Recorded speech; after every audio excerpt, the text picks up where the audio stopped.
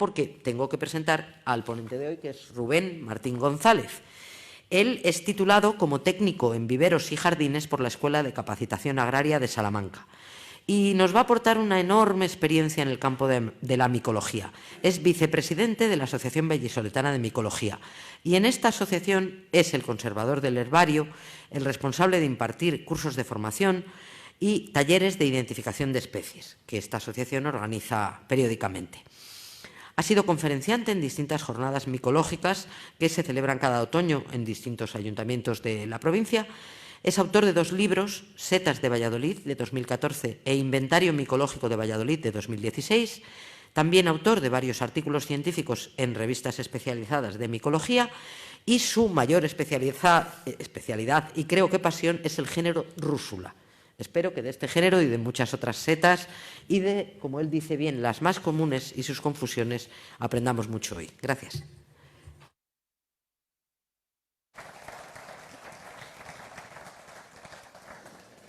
Gracias, Inés. Bueno, buenas tardes a todos. Creo que para mí es un auténtico orgullo estar pues no puede otra cosa que, tratándose de una cosa científica, pues estar en el Museo de la Ciencia y si es de encima de mi querida ciudad, pues ya ni te cuento. Gracias a todos por venir. Y bueno, vamos a hablar un poco pues, de esas setas más comunes que tenemos en nuestros entornos, aquí en la provincia de Valladolid, y su confusión con, sobre todo en el tema de las comestibles, su confusión con las tóxicas. Siempre nos gusta empezar con una pequeña introducción pues, para ver qué es esto del mundo de los hongos, de las setas. Saber que las setas, bien por la forma de alimentarse, bien por la forma de crecer, siempre se han creído o hemos creído que son plantas. De hecho, los que ya tenemos una edad, en el colegio lo estudiábamos como que pertenecían al reino vegetal. Sin embargo, en sus estructuras genéticas tienen otros componentes que les asemejan mucho a los animales. Por eso que la comunidad científica, en cierto modo, decidiera separarlos y crear un reino propio independiente, que es lo que conocemos ahora como el reino hongos o el reino fungi, digamos pues en el tema del latín. Fijaros que en el mundo se estima que existen unas 300.000 especies de hongos, muchos aún por descubrir. La mayoría de estos hongos son microscópicos, pero bueno, pues aquellos que alcanzan tamaños considerables, que gozan de una popularidad gastronómica, una toxicidad considerable, pues realmente los conocemos como setas. Porque aquí viene otro dilema, vamos a decirlo así. ¿Es lo mismo seta que hongo? Decimos, vamos a coger hongos, vamos a coger setas. Pues realmente no. Simplemente, como curiosidad, saber que la seta es el fruto del hongo, como la manzana del manzano. Entonces, cuando hablamos de vamos a coger setas u hongos, lo correcto sería decir efectivamente que vamos a coger setas. Sus formas, colores, tamaños son pues, infinitos, la mayoría de las veces muy bellos, y su función en la naturaleza es única e insustituible. De ahí que, como siempre decimos, les conozcamos o no les conozcamos, sean comestibles o no sean comestibles, hay que respetarles, porque como digo, la función que cumplen los hongos es única e insustituible. Vamos a ver un poco por encima las características de los hongos, sobre todo en el tema de la alimentación. Porque como os decía al principio, la forma de crecer y de alimentarse les asemeja a las plantas. Pero, por ejemplo, carecen de clorofila, con lo cual no pueden hacer la fotosíntesis como las plantas vasculares superiores. De ahí que su alimentación sea heterótrofa, no autótrofa. Y por eso los hongos para alimentarse han optado por hacerlo de 3 maneras diferentes. Tenemos lo que serían los hongos parásitos, que en cierto modo pues, lo entendemos como los perjudiciales, los malos, los que causan enfermedades, que efectivamente así es, pero de alguna manera también contribuyen a la selección natural, en cuanto a eliminar especies vegetales ya enfermas o viejas. No solo a las plantas, sino que también a los animales hay muchos hongos del tipo de los microscópicos que nos causan enfermedades. Pero bueno, en el tema que nos lleva, que es a grosso modo las setas, dentro de los hongos parásitos tenemos que diferenciar 2 ejemplos. Lo que denominaríamos el parásito obligado, que sería aquella seta que ataca una planta, pero procurará no matarla, porque si la mata, muere él también. y el parásito facultativo, que estos realmente serían los malos, los perjudiciales, que tienen la capacidad de atacar a un árbol sin importarle matarle, porque luego, como la naturaleza es muy sabia, una vez muerto, este hongo cambia su comportamiento alimenticio para alimentarse de lo que él mismo ha matado. Como digo, estos serían los realmente perjudiciales, sobre todo en temas forestales.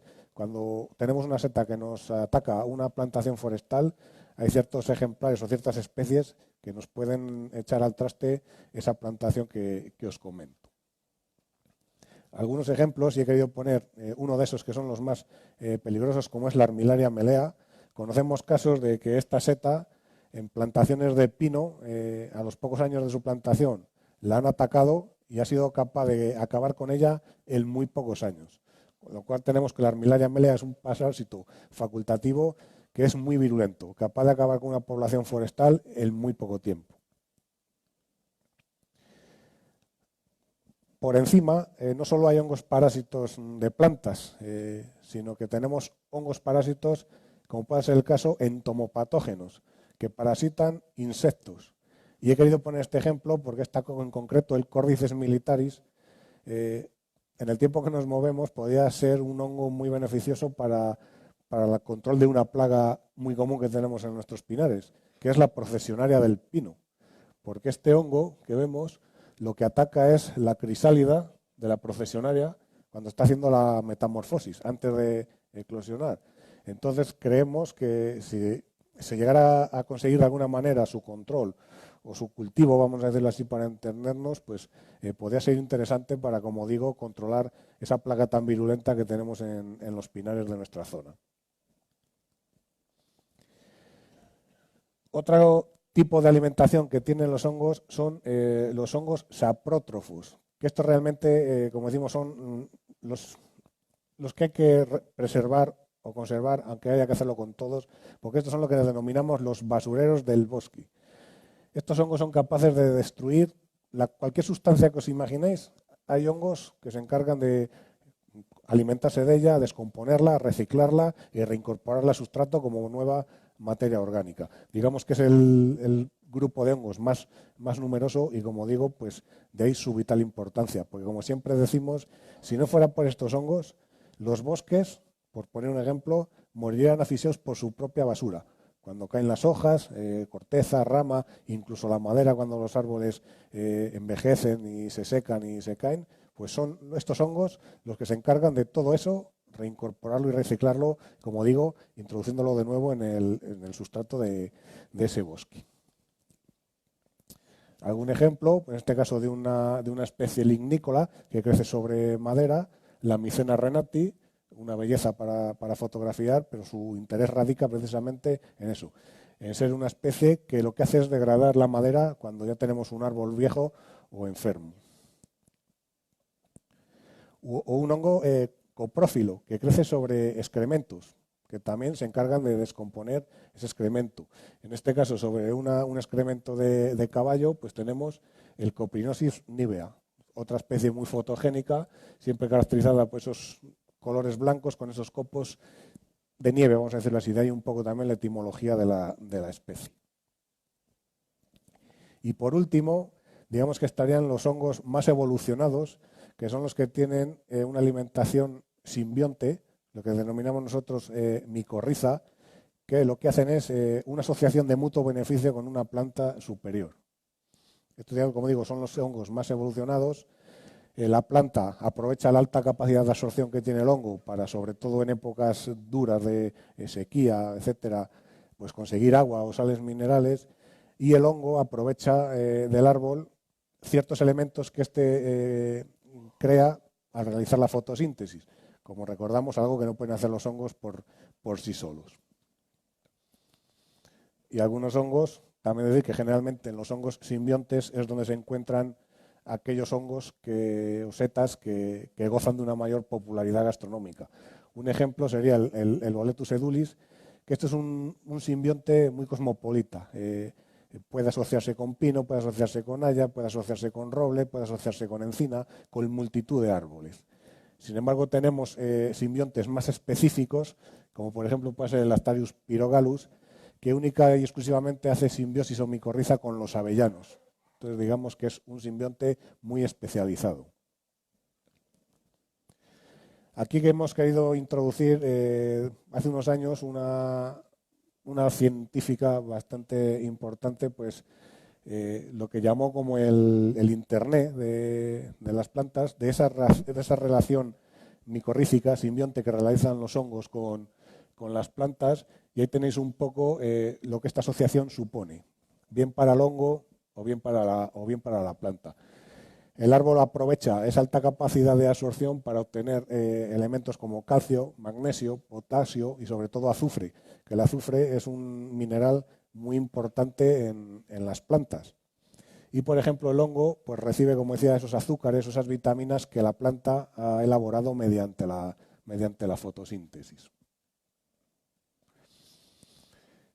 Es lo que decíamos del micelio de los hongos, el Internet de los árboles, que al final esa red intrincada de raíces, micelio de los hongos, pues como digo, es una red intrincada y se ha demostrado, ahí tenéis a la autora, Susan Simard, que los árboles, en cierto modo, se comunican entre sí, ayudando. Sí. Cuando se alertan de peligros de enfermedades, de ciertas plagas, pues se ha demostrado que a raíz de esa rizosfera, de esa red intrincada que hay bajo tierra, pues los árboles, como vemos, se ayudan unos a otros, para que lo entendamos fácilmente. Ahí tenéis un poco la página web donde podéis encontrar todo este artículo que, como digo, es interesante de verdad. Ahí tenéis a la autora de todo esto y la descubridora, que es lo que me reitero, que si podéis echarle un vistazo porque es realmente interesante. Para continuar, vamos a ver un poco unas pinceladas de los principales ecosistemas que tenemos aquí en la provincia de Valladolid y que nos, de alguna manera, delatan pues, los tipos de setas que podemos encontrar en nuestro territorio. Tenemos los pinares, que quizás sea el ecosistema más abundante y está principalmente caracterizado por dos especies. El pinar de pino piñonero o pino doncel, el Pinus pinea, o el pino resinero o pino marítimo, que es el Pinus pinaster. Digamos que estos son los dos típicos pinares que tenemos en nuestra comarca. En cuanto al pino piñonero, pues todos sabemos que es, no sé cómo decirlo, tiene una importancia vital por el tema de las piñas, y por suerte el otro, en la actualidad, vuelve a utilizarse en la obtención de resina de miera, que está empezando a tener otra vez usos bastante importantes. Pensar, por ejemplo, que en cuanto al pino piñonero, Valladolid es la segunda provincia de España en mayor extensión, por detrás de Huelva, con mayor hectáreas de esta planta. Pero, por ejemplo, es la primera mundial en producción de piñas. En los tiempos que nos mueven entre sequías, plagas y demás, pues todo esto también se ve un poco comprometido. Tenemos los encinares y quejigares, lo que nosotros acostumbramos a llamar los bosques de Quercus, que no deja de ser un poco el nombre científico de las especies. La encina o carrasca, la Quercusiles, o el roble carrasqueño, el quejigo, que es el roble que tenemos aquí en nuestro entorno, que sería el Quercus fraginea. Estos dos ecosistemas son de los mejores para encontrar setas.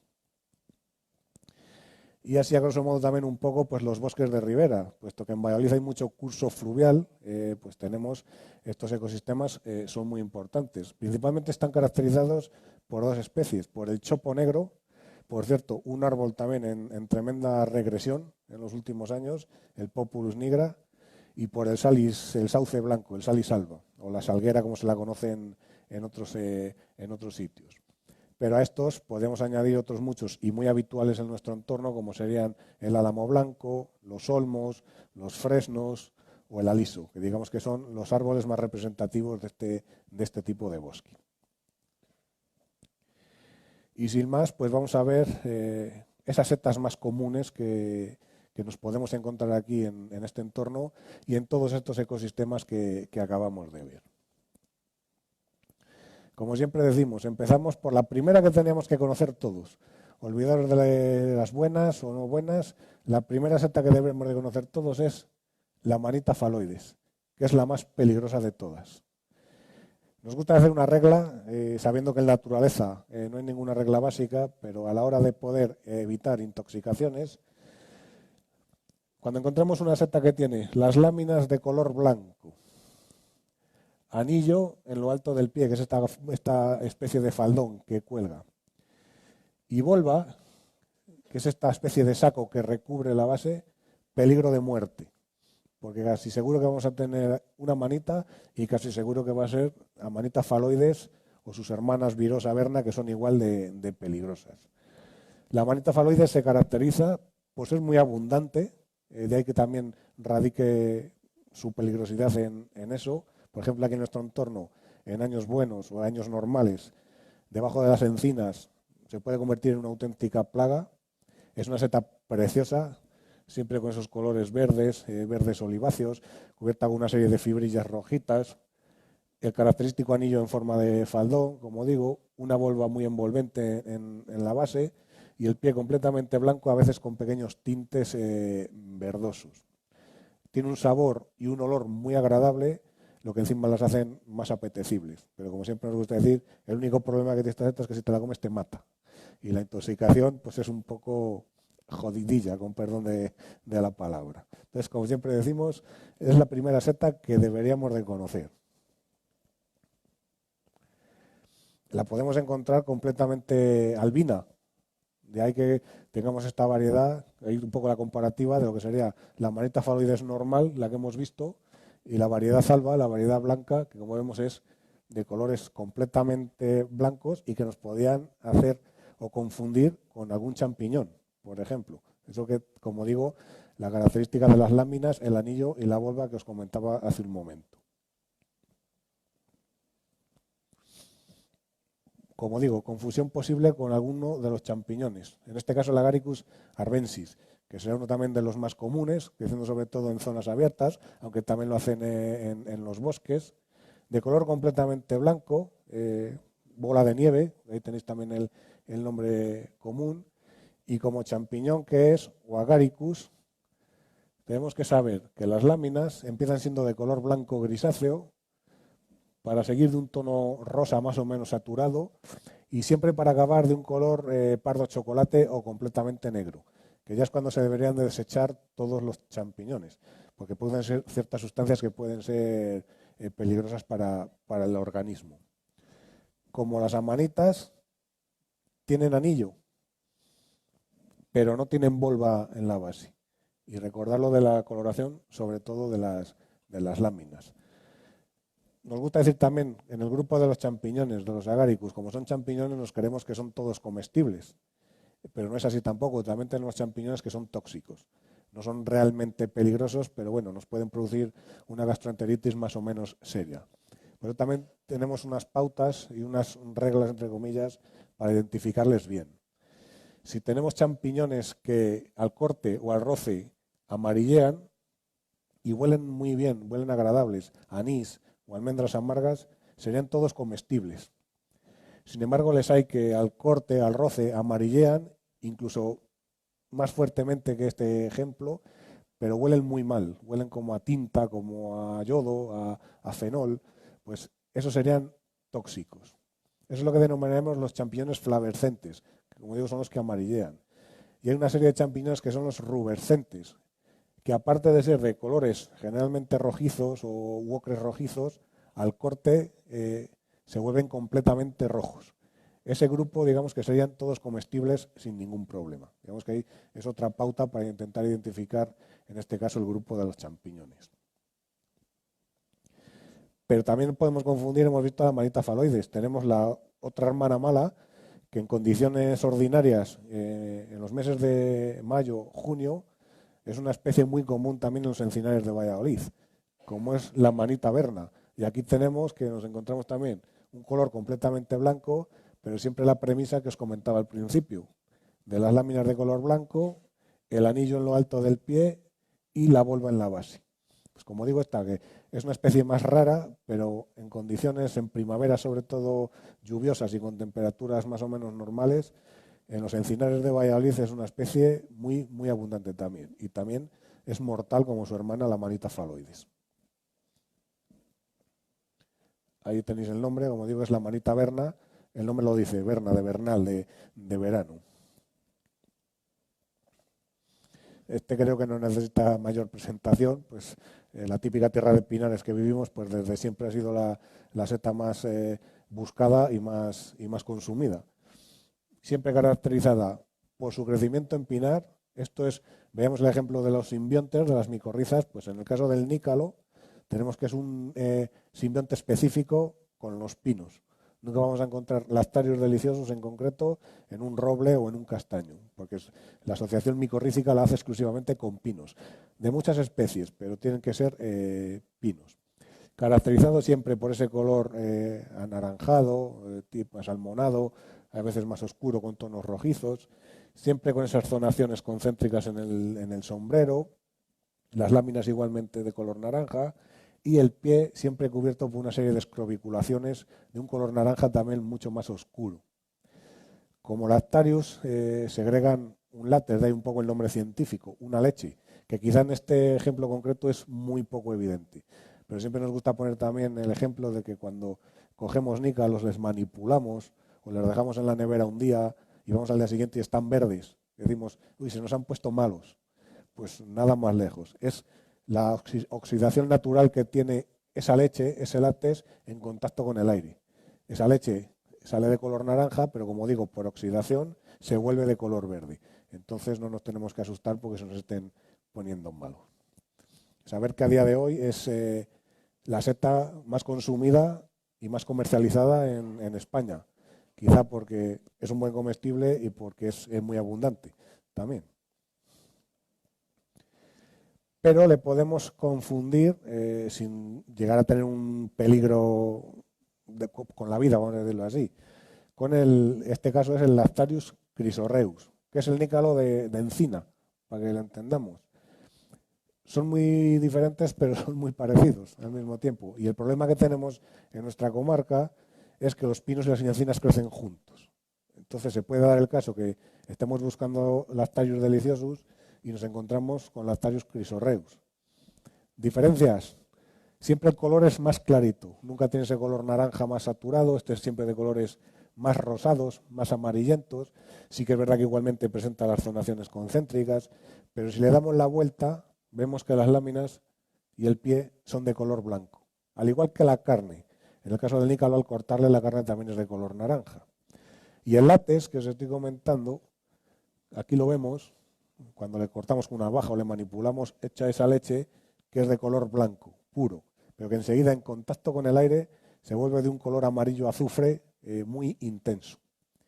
Si además le probáramos, tiene un picor bastante evidente, bastante fuerte, vamos a decir, lo cual le hace incomestible. No porque sea tóxico realmente, sino porque esa acritud que tiene hace que sea incomestible. Pues digamos que sería en nuestra zona la posible confusión con el Lactarius deliciosus o nícalo. Hay otros más próximos incluso que se puedan parecer más, como es el Lactarius torminosus, pero que no le tenemos aquí porque es una especie simbionte exclusiva del abedul. Y aquí, salvo en los jardines, abedules en el ecosistema natural no tenemos. Y ese sí que sería un nícalo ya con particularidades tóxicas. Otra que creo que tampoco necesita mucha presentación, pues como siempre se la ha conocido, la seta nacional de Castilla, porque junto con el nícalo es la seta que se ha consumido toda la vida, siempre asociada a las raíces del cardo corredor, del Eryngium campestre. No vale cualquier cardo, porque mucha gente, sobre todo neófitos o principiantes, van buscando setas de cardo y claro, ven un cardo y se piensan que es la seta de cardo. Solo asociada a las raíces del cardo corredor. Ese cardo típico que tiene la hoja en forma de estrella, para que lo entendáis, es en la zona de crecimiento. De hecho, siempre para estar completamente seguros, cuando la arrancamos, tenemos que ver que efectivamente sale un cacho del tallo o de la raíz del cardo. Se caracteriza por ese color gamuza, ese color ocre, que puede variar mucho por temas climatológicos, de edad. Las láminas completamente blancas, muy decurrentes en torno al pie, bajan a lo largo del pie. El pie por lo general, no siempre, pero por lo general es excéntrico, siempre situado a un lado del sombrero y, como digo, por el hábitat exclusivo que tiene. Es una seta que en los últimos años podemos, o incluso la empiezan a incluir en las setas en regresión. Incluso ya la empiezan a meter en la lista roja ¿Por qué? Pues porque se han perdido las prácticas habituales que había de pastoreo, silvicultura, que hacían que los cardos fructificaran. Al no fructificar el cardo, consecuentemente la seta no va a fructificar. Y ahora en los últimos años, los que sean buscadores de setas de cardo, sabes que tenías que ir a perdidos, a barbechos, zonas abiertas donde crece el cardo. En los últimos años es más habitual encontrarla en pleno bosque, por ejemplo aquí en los Pinares, porque es donde crecen los cardos ahora. Como digo, pues esa pérdida de ciertas labores ancestrales, vamos a decirlo así, están comprometiendo la existencia de esta seta. Y gastronómicamente hablando, pues ya sabemos que es otra de las 5 tenedores que, bueno, en el top 5 seguro que se encuentra. Como decía, la coloración, que se puede ver comprometida por condiciones meteorológicas, la edad, hay veces que esos colores pardos les encontramos completamente blancos. Y podemos confundirnos, llegado el caso, con esto, lo que nosotros llamamos los clitocibes blancos, en este caso el clitocibe ribulosa, y pueden crecer juntas, lo cual aumentaría el peligro de confusión. No es que sean unas setas realmente tóxicas, pero sí dependerá mucho de, si llegara el momento la consumimos, de la cantidad de tóxico ingerido. Esta seta lo que tiene es una toxina que se llama muscarina, que lo que produce es una intoxicación que se llama síndrome sudorífico, porque lo que realmente hace es la pérdida de líquido del cuerpo humano, bien por sudor, bien por diarreas, bien por fiebres, o sea, un montón de cosas. Entonces, dependiendo del tóxico ingerido, podría llegar incluso a ser letal por un colapso al final del cuerpo humano. Se caracteriza por ese color blanco. Cuando se va volviendo más adulta, esos tonos más rosados, y a veces cuando es joven y las condiciones del tiempo son benévolas, si la tocamos, tiene como una especie de pruina, que es como si fuera una harina que se nos queda adherida a los dedos. Las láminas también completamente blancos, el pie completamente central, un carácter también un poco diferencial de la seta de cardo, y las láminas, sin llegar a ser decurrentes sobre el pie, que a veces lo son generalmente más adherentes, no tan decurrentes como en el caso de la seta de cardo. Otra cada vez más conocida, también muy abundante por nuestro entorno, el género Macrolepiota, los conocidos parasoles o cucurriles, setas de gran tamaño, tanto de diámetro como de altura, pueden alcanzar hasta los 40 centímetros de diámetro. Cuando empieza a crecer, digamos que tiene esa típica forma de baqueta, de tambor. Se va abriendo y siempre con un sombrero muy lanoso, con esas escamas que vemos ahí, que al tacto es como si estuviéramos tocando lana. Muy floconoso, como vemos, con esos jirones colgando en el margen del sombrero. Presentan anillo, en este caso es un anillo doble. Y una característica para diferenciar las macrolepiotas, vamos a decir comestibles, sería que ese anillo es móvil a lo largo del pie. Nos deja, pues eso, a lo largo de todo el pie nos deja moverle. En la base, un bulbo que no volva como las amanitas, sino un engrosamiento bulboso tipo cebolla, tipo ajo, o sea, el nombre dice un bulbo propiamente dicho. Y el pie, característicamente decorado, así de esa forma atigrada, o algunos que recuerda la piel de serpiente, digamos que es lo que más caracteriza a la Macrolepiota procera, que dentro de su grupo, pues digamos que sería la que mayor calidad gastronómica tiene. Pero lo podríamos confundir con otras macrolepiotas que, sin ser también realmente peligrosas, sí que pueden tener una ligera toxicidad, que serían las macrolepiotas que digamos que enrojecen al corte.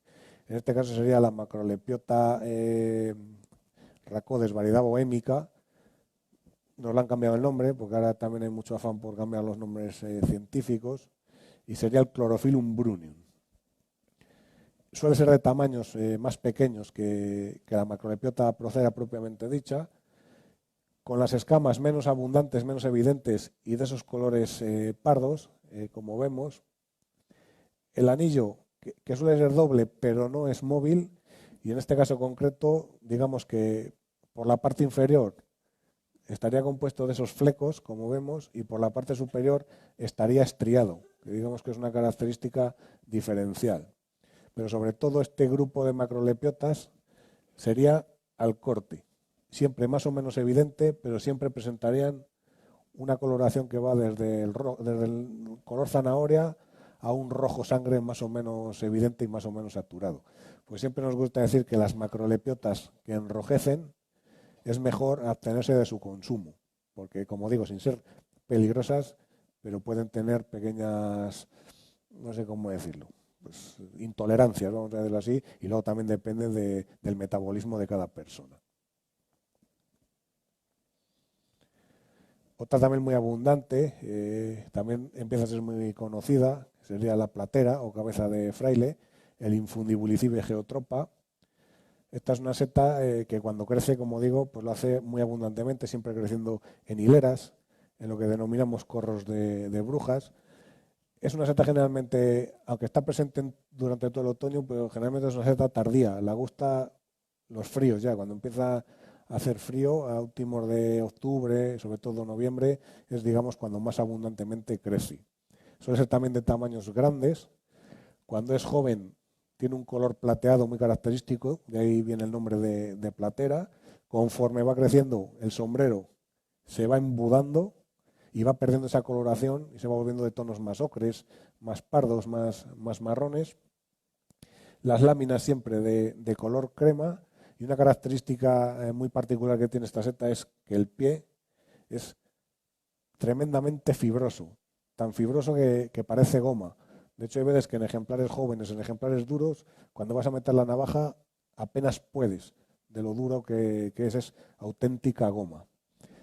Es un, comestiblemente hablando, es un excelente comestible, pero siempre ejemplares jóvenes, porque conforme se hacen grandes y adultos, pues pierden consistencia, se hacen muy coriáceos, muy elásticos y ya no pueden resultar tan agradables en la cocina. Y realmente no tienen una confusión con especies tóxicas, pero sí que hemos tenido algunos años gente y en ciertas localidades que la confunden con esta especie por el hecho de que suelen crecer juntas y que sí que es verdad que cuando la Infundibulicibe geotropa crece y pierde los colores típicos y esta seta cuando crece también pierde los colores típicos, al final la coloración es muy próxima. Y el hecho de que crezcan juntas, pues a mucha gente la ha llevado a tener la confusión con la platera. El problema es que esta seta sí que produce una intoxicación bastante importante y bastante severa. Se la consideraba incomestible porque, como el nombre dice, tiene un fuerte amargor. Pues a lo mejor por una serie de cocción y tal, ese amargor puede desaparecer más o menos. Pero la intoxicación que se produjo en Madrid, el matrimonio que la sufrió entraba en estado comatoso al hospital, lo cual nos indica que al final tiene una toxicidad bastante importante. Las características principales del Leucobacillus amarus, aparte del sabor que os comento, es, y sobre todo cuando es joven, un color rojizo muy bonito, muy llamativo. O sea, no es un color rojo propiamente dicho, es una mezcla de color rojo, color naranja, color marrón, pero que es muy bonito y contrasta mucho con el blanco puro de las láminas y del pie. Como digo, cuando la seta se va haciendo adulta, esos colores se van perdiendo, se van volviendo más ocráceos, las láminas y el pie también se van volviendo de tonos más cremosos, más ocráceos, y efectivamente el hecho de hacerlas, de que crezcan juntas, pues nos puede hacer confundirla con la platera que veíamos anteriormente.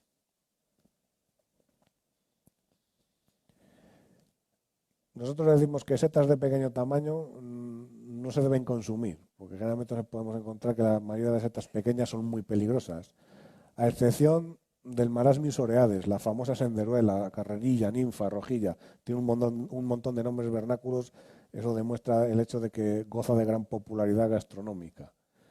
Se caracteriza principalmente por presentar en el sombrero un fuerte mamelón, como vemos, esta especie de pezón o de tetón que tiene en el alto del sombrero. Las láminas muy separadas y si la viéramos de perfil, ventrudas, como haciendo una especie de panza. Y sobre todo la principal característica radica en el pie, que nos permite retorcerle muchas veces y no se rompe. Esa es la principal característica para identificar correctamente el Marasmius oreades, porque le podemos confundir con especies de pequeño tamaño y muy peligrosas y que igualmente crecen juntas, como por ejemplo la Galerina marginata, que veis que también está la calavera dando vueltas. lo que indica que es mortal de necesidad, causando la misma intoxicación que la manita faloides que vemos al principio. Una seta muy bonita, de muy pequeño tamaño, generalmente no más de 1, 2, 3 centímetros a lo sumo, de un bonito color naranja, que es en estado, su estado habitual, vamos a decirlo así, es precioso, pero como vemos presenta anillo, cosa que no pasaba con la Marasmius oreades. Aquí también, si cogiéramos un ejemplar y hiciéramos así en el pie, se partiría sin más. Y la otra característica principal radica en que esto es una seta saprófita, crece sobre madera, no es terrícola propiamente dicha como el Marasmius oreades. Lo que pasa es que muchas veces el vislumbrar si está creciendo sobre madera o no es muy difícil, salvo que a lo mejor arranquemos y veamos que extraemos ese cacho de madera. Pues eso nos evitaría tener una confusión mortal con el Marasmius oreades. Como digo, esta es la Galerina marginata, una seta que hasta no hace mucho era una seta muy rara. ¿Por qué? Porque antes, cuando se hacían las labores en los pinares, como todo se quemaba, esta seta no salía. En la actualidad, cuando se hacen las labores helvícolas en los pinares, como pasan las máquinas esas que trituran todo, pues en todos los restos, al año siguiente, a los 2 años, esto es una auténtica plaga, porque se está alimentando de esos restos de madera. ¿Y por qué no con las lepiotas? Veamos las macrolepiotas, que no tienen nada que ver. Estas son las lepiotas de pequeño tamaño, 2, 3, 4, 5 centímetros, y todas, como veis, también mortales. También compartiendo hábitat con el Marasmius oreades. Y muchas veces por la coloración, pues también nos puede inducir a error. En el caso de la lepiota castanea, que tenemos aquí, el nombre lo dice, de color castaño, pues vemos que, como digo, las lepiotas también, sobre todo cuando son jóvenes, tienen un anillo también, pero que generalmente cuando crecen es fugaz, desaparece completamente. Aquí todavía podemos ver algún resto. Lo del pie que os comentaba al principio, en este caso también, si partimos el pie, se parte. Y el color, como digo, es más próximo a la Marasmius oreades, con la diferencia de que las lepiotas también la cutícula se disocia en escamas, como vemos, cosa que no pasa en el Marasmius oreades o la senderuela. En cualquier caso, pues también, como vemos, también sería mortal de necesidad. Por eso siempre decimos que a la hora de comer setas pequeñas, a excepción de la Marasmius oreades, y siempre que la conozcamos muy bien. La seta blanca de chopo, pues como hemos visto aquí, que hay abundancia de este árbol en los cursos fluviales, pues una muy común es la Cyclocibe cilindracea, la seta blanca de chopo. Otra seta saprófita que crece sobre la madera de chopos ya generalmente muy degradados, cuando ya estén en un alto estado de putrefacción, vamos a decirlo así. También aparece en madera de olmo, también la hemos encontrado habitualmente, y se caracteriza por su crecimiento cespitoso o fasciculado, unido por los pies. También presencia de anillo, como vemos, en forma de brazalete. Este color canela, generalmente, que también pues, se va desvirtuando con la edad o con las condiciones climatológicas.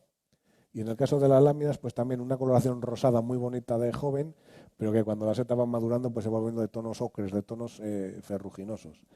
Y un aroma muy bueno, muy particular, una mezcla de anís, almendras amargas que también invitan al consumo. Pero como digo, también es una seta, gastronómicamente hablando, muy, muy buena. Remotamente la podríamos confundir con el Hipholoma fasciculare. Si bien a día de hoy yo en madera de chopo no la he encontrado. Crecen mucho tipo de madera, aquí principalmente en pino, pero yo a día de hoy en madera de chopo no la he encontrado, lo cual también nos evitaría un poco la confusión. Otras características, también vemos que crece en forma fasciculada, de ahí también el nombre. Aquí vemos que es carente de anillo, cosa que no pasaba en el Agrocibe cilindracea. Son setas de mucho más pequeño tamaño, de colores mucho más oscuros, como vemos, y sobre todo la coloración de las láminas, que es, cuando la seta es joven, de un color verde muy vivo, muy bonito y muy llamativo. Aquí no he puesto la calavera dando vueltas, pero pensar que esta también a día de hoy también se la considera como una especie con un envenenamiento mortal. No obstante, también llegados el caso de probarla, tiene un amargor perdón, que nos haría escupirla antes de poder llevarnos a producirnos la intoxicación. El pie azul, la nazarena. Aquí vamos a ver una serie de setas que ya generalmente, siendo habituales, pero son menos conocidas. Esta concretamente sí es muy conocida, pero no tiene una confusión relativa con otra especie peligrosa. Como digo, es la lepista nuda, el pie azul o la nazarena, como se la conoce habitualmente. Siempre caracterizada por esos colores morados, azulados, violetas, a veces también presentes en el sombrero, pero que conforme va creciendo se va volviendo de un color marrón, perdiendo esa tonalidad violeta que tiene. En tiempo húmedo, sobre todo, suelen ser muy viscosas, glutinosas en la cutícula, y en nuestro entorno, pues también muy avanzado el otoño, pues también la suele gustar el frío, es muy abundante bajo las encinas en nuestro entorno. Y es un comestible bastante aceptable, de hecho es para muchas personas es la seta que les gusta, y para otros muchos tiene un olor muy perfumado, además del sabor. La textura en boca no es muy agradable para todos los paladares, con lo cual hace que sea una seta en discordia, vamos a decirlo así, muy apreciadas por unos y muy detestada por otros. Pero aún así saber que es un comestible bastante aceptable.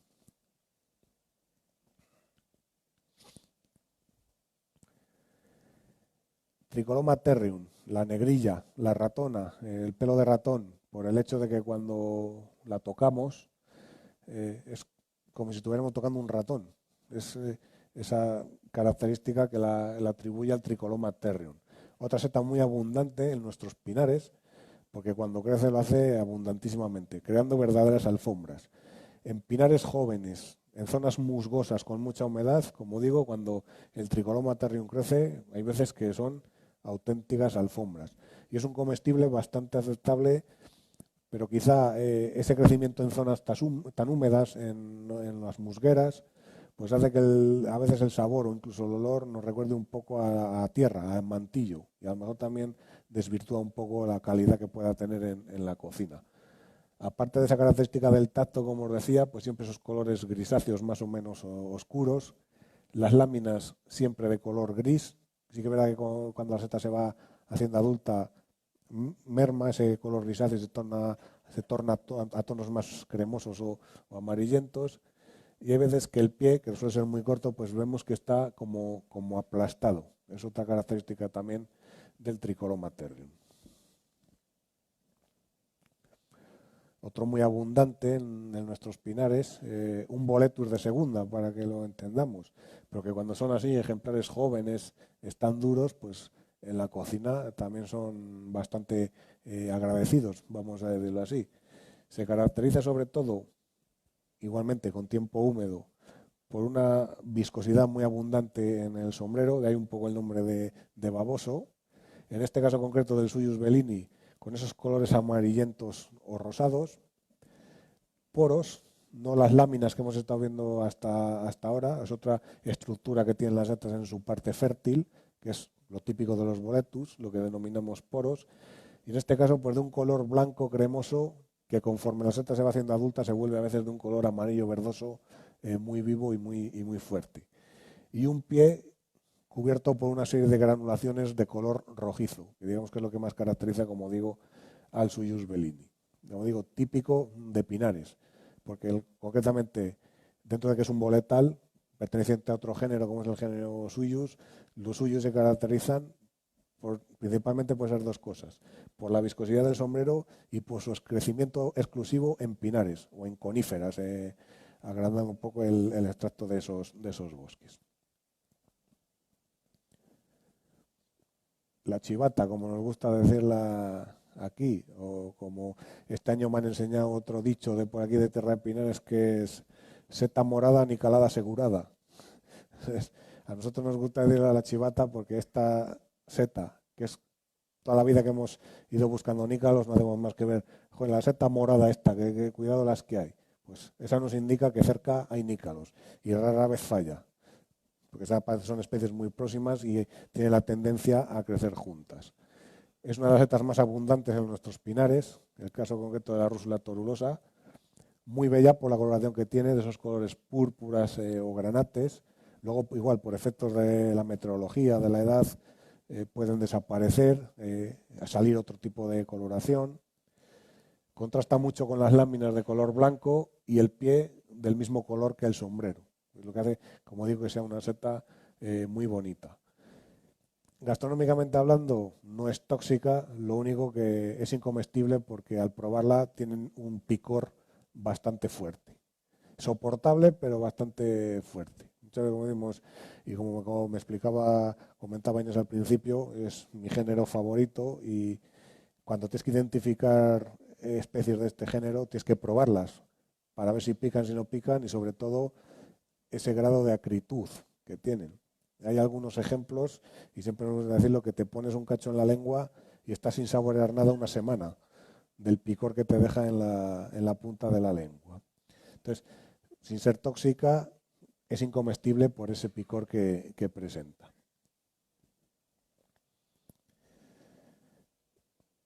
En tierra de pinares, como siempre nos gusta decir, y sobre todo zonas de Valladolid y Segovia, pues era el nícalo y la seta de cardo en otoño y el pucheruelo, junto a lo mejor con las colmenillas, en primavera. Y es lo único que se conocía y lo único que se consumía. Es, como siempre decimos, realmente es poco apetecible esta especie, muy característica por su forma típica que tiene de copa o puchero, de ahí el nombre, siempre con la parte interior de un color negro bastante llamativo y bastante evidente, la parte exterior de colores algo más claros, algo más ocres, y un pie muy rudimentario con esa serie de costillas que nunca llegarán a superar el sombrero propiamente dicho, vamos a decirlo así. Y siempre también pues con el borde ligeramente crenado, como si fueran unos dientes.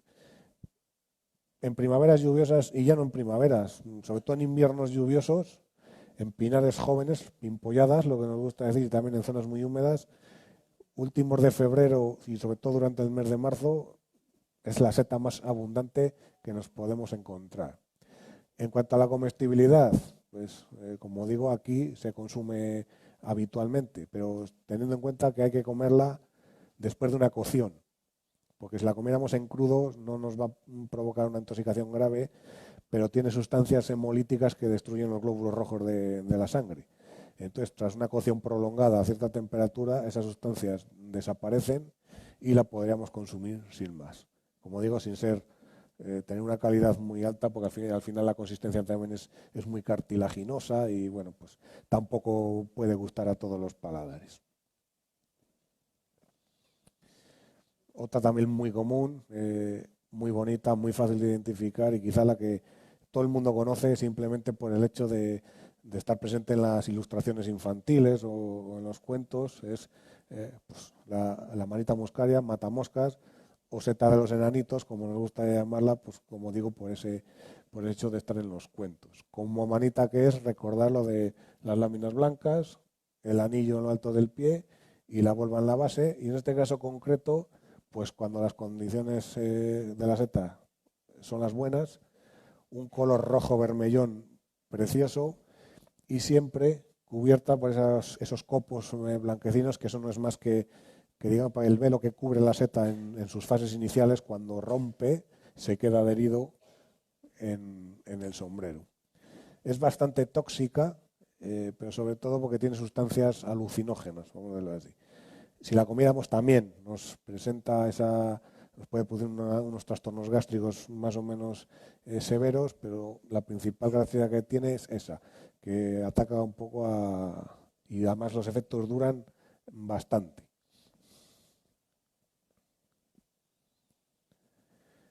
Y otra también que es muy abundante en nuestro entorno, también, pues como siempre nos gusta decir, la que ha creado mucha discrepancia en los últimos años, que es la seta de los caballeros, porque pasó de ser un excelente comestible a convertirse en mortal, como veis. Siguen periodos de estudio, ya hay muchos científicos que parece que están demostrando que al final no va a tener nada que ver, sobre todo al parecer, las especies que crecen en la zona más meridional de Europa. Se caracteriza por su crecimiento en pinares, sobre todo pinares muy arenosos, una constante que también tenemos en nuestra provincia, por ese color amarillo dorado, amarillo azufrado más o menos evidente, un olor que recuerda a la pulpa de la remolacha y un sabor ligeramente azufrado, que es algo también una constante en todos estos tricolomas de colores amarillos. Como digo, era una especie de 5 tenedores. De hecho, el nombre que tiene lo demuestra. Pensar que en la Edad Media los señores de los castillos, los nobles, los reyes, eran una de las setas que consumían. De ahí el nombre de setas de los caballeros. Pero hace unos años hubo unos envenenamientos en Francia, Italia, Polonia, que causó muertes. Entonces se prohibió la comercialización, lógicamente el consumo, y se empezó a estudiar. Y sí que es verdad que parece que tiene sustancias acumulativas y en aquellas zonas donde causó muertes, pues es que por lo visto se comían 3 kilos diarios. Entonces, siempre nos gusta decir que las setas son muy buenas, pero muy malas al mismo tiempo. Hay que comerlas en pequeñas cantidades y muy espaciadas en el tiempo, porque podemos tener problemas de estos, de acumulación, que al final pueden llevar a un problema serio que puede derivar en la muerte. Y esta seta lo que causó es una enfermedad que se llama rabdomiolisis, que es la destrucción de las fibras musculares, de los músculos de contracción involuntaria. Uno de esos músculos es el corazón, por ejemplo. Y si bien eso es peligroso, pero lo realmente peligroso es que al destruirse los músculos segrega una sustancia que se llama mioglobina, que es potencialmente peligrosa para el riñón. Y al final la mayoría de muertes sobrevinieron por un fallo renal agudo, o sea, ni con tratamiento de hemodiálisis ni nada se superó. Y como digo, pues como ha causado muertes, nosotros que nos dedicamos a enseñar y a divulgar, tenemos que decir que a día de hoy la tricoloma ecuestre está considerada como una especie mortal. Hygrophorus latitabundus, otra también muy abundante en nuestro entorno. También le gusta el otoño avanzado, principios de invierno, cuando empieza a hacer frío. La conocida como llenega gris o llanega, que es un poco castellanizado porque este nombre viene un poco del catalán, que en Cataluña es una seta muy apreciada. Llega a alcanzar tamaños también considerables y siempre también, como algo común al género Hygrophorus, también en tiempo húmedo una fuerte viscosidad, tanto en el sombrero como en el pie. Digamos que también es lo que caracteriza al género Hygrophorus. Esos colores ocres siempre con tonos oliváceos y las láminas de un blanco puro que contrasta mucho con la coloración del sombrero. Y las láminas de aspecto cereo, nos gusta decir como si estuvieran hechas de cera de vela. Eso es una característica común al género Hygrophorus. Es un comestible bastante aceptable, pero muy trabajoso, porque hay que eliminar la viscosidad, si no es con una limpieza profunda, pues pelando el sombrero, y luego, como en el caso a lo mejor de la lepista nuda, el pie azul, pues la textura en boca también es muy resbalosa y quizá no agradable para todos los paladares. Pero como digo, también es una especie muy abundante en nuestro entorno. Y para acabar, pues otro ejemplo de especies primaverales, como el caso del pucheruelo, que vemos anteriormente, y que son las conocidas colmenillas o manjarrias, como las conocen por algunos sitios, o cagarrias, o también tienen muchos nombres populares. Muy bonitas por la forma que tienen alveolada, en forma de panal de abejas, con ese sombrero más o menos puntiagudo, y otras veces que la encontramos completamente redondas, y generalmente su hábitat es bosque de ribera, chopos, fresnos, olmos, pero bueno, también podemos encontrar ejemplares en pinares y sobre todo en zonas que han sido quemadas, como puede ser el caso de la morquela deliciosa que tenemos ahí. Y luego siempre nos gusta decir las morquelas, pues las morenas o las rubias, porque nos encontramos las que son de color más o menos negro y las que son de color pues más o menos amarillento o cremoso. Muy apreciadas por su calidad gastronómica, a pesar de que, como nosotros siempre nos gusta decir, el olor que tienen no es que sea muy apetecible, pues tiene un olor espermático bastante acentuado. Y luego sí que es verdad que también ha causado una serie de intoxicaciones por un síndrome que se llama el síndrome cerebeloso, que como el nombre indica, pues ataca el cerebelo y sin ser grave es muy incapacitante, porque el cerebelo, como todos sabemos, es un órgano que en nuestra vida rutinaria hace que el habla, los movimientos, todo parte del cerebelo. Entonces, si ese órgano se ve afectado, pues esta intoxicación la produce esta seta. Se ha demostrado que consumiéndolas en fresco, incluso cocidas, y se ha demostrado que para evitar esa intoxicación lo que se recomienda es la desecación. Una desecación de al menos un mes, luego a la hora de consumirla se rehidratan otra vez y no habría mayor problema. Pero para evitar esa intoxicación, que no aparece en todo el mundo, porque yo las puedo comer en fresco y a mí no me pasa nada, y a lo mejor a ti te produce ese síndrome, pues es un tema científico, se entiende que por una rotura de iones al momento de deshidratarse, de perder la humedad, y es de la única manera que se ha demostrado que no produce esa intoxicación. Entonces, ya sabéis que si un día os encontráis y queréis probar las colmenillas, siempre previa desecación de al menos un mes. Y bueno, hasta aquí un poco pues esas setas más comunes que tenemos en nuestro entorno, con esa confusión, sobre todo con las más peligrosas, que también tenemos muchas en nuestro entorno. Espero que os haya gustado y aquí estoy para aclarar dudas, preguntas, lo que queráis.